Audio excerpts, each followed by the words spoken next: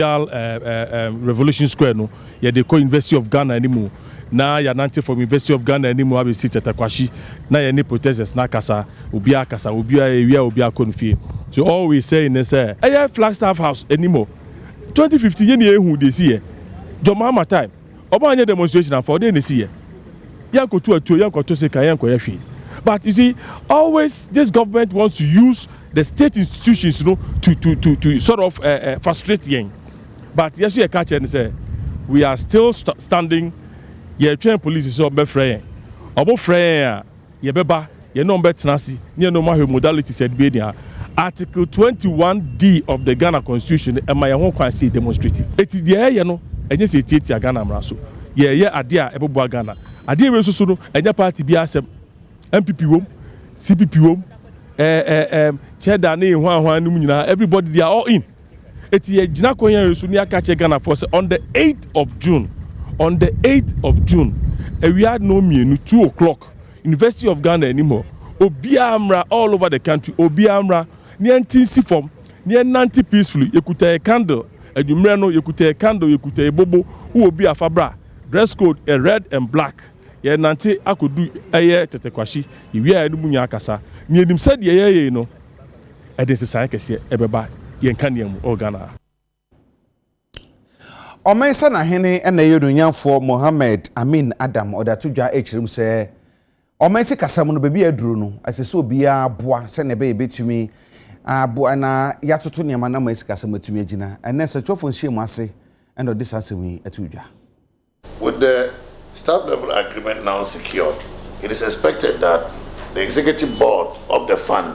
will sit on Ghana's second review for consideration and approval sometime in June to unlock the third tranche of $360 million, which will bring the total disbursements to 1.56 billion United States dollars. The second review mission, which was conducted, would end December 2023 as the test date, was based on key performance indicators, including 6 quantitative performance criteria, 3 indicative targets, and 1 structural benchmark that were due at the end of December 2023, as well as 4 structural benchmarks due at the end of March 2024. The fund assessed Ghana's performance under the second review as very strong, as most of the quantitative performance criteria and the indicative targets adjudged by the fund staff were met. In addition, Ghana satisfied all 5 but 1 structural benchmark due by end December 2023 and end March 2024. The assessment also shows great strides in our social protection interventions to mitigate the cost of adjustment on the poor and the vulnerable. What this means in simple language, ladies and gentlemen, is that at the end of 2023, we achieved the following targets under the program, subject to the approval of the IMF Executive Board in June. Minimum net international reserves, cumulative change of $988.2 million, 0 central bank borrowing, a ceiling cumulative of 4.3 billion Ghana cedis for the primary deficit on commitment basis, 0 accumulation of external debt payments, a non-concessional borrowing limit of $66.2 million in present value terms, and 0 collateralized borrowing by the central government and state-owned enterprises. In addition, at the end of December 2023, Ghana achieved the following indicative targets: a minimum of 114.19 billion Ghana cedis for non-oil public revenue, and a minimum of 4.07 billion Ghana cedis in social spending. The indicative target of a ceiling of 0 net change in the stock of payables of the central government and of payables to IPPs, independent power producers, is still being assessed, and the assessment will be completed before the IMF Executive Board meeting on the second review. The positive results of the first and second review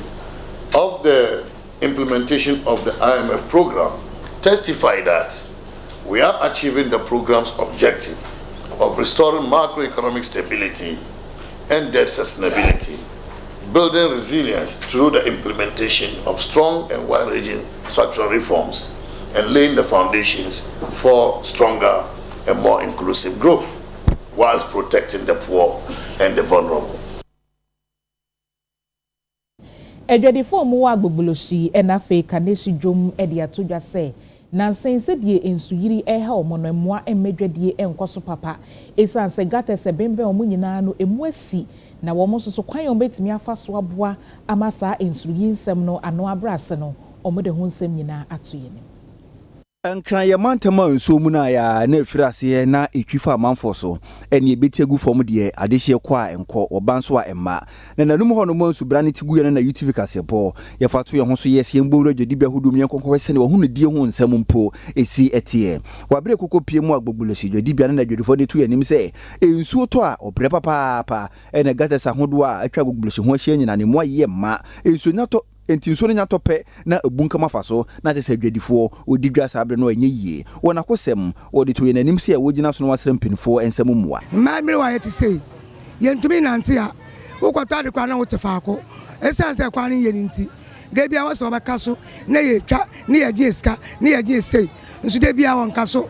nti esra ma mo hu ye mobo na fi akosi station o metwa me esa kratefo no omo che guarantee no omo che siu no omo ntumi mfa na ye niam omo ntoma ya dadwin kese ye gota no emutumi choku ohun se wo mu a ye ba ahima no tumi fa nkofo no ma ba ye de won ba yiyim ama nsuo no to ane etimi akọ boto no achoki wo bridge na ase nti yesere se ye wo machine wo mani mudi a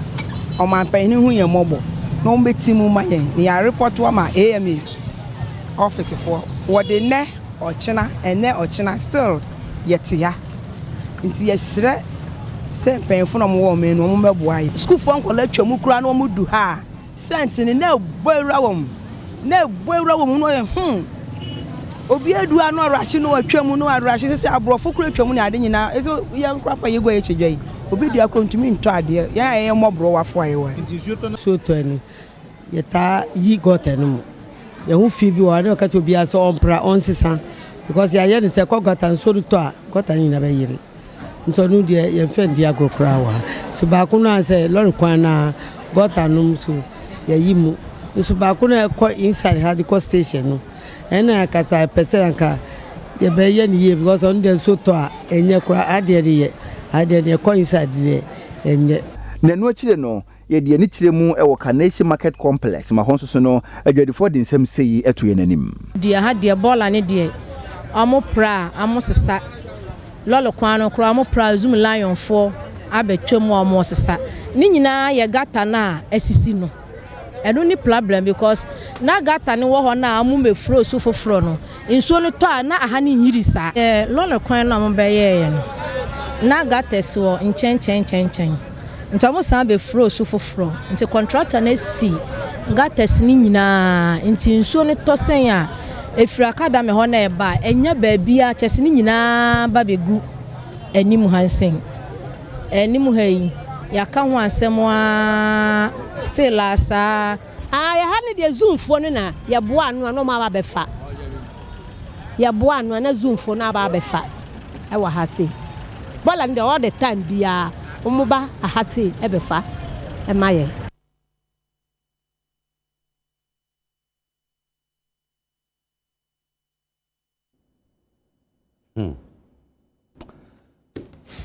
ye to akase bono so na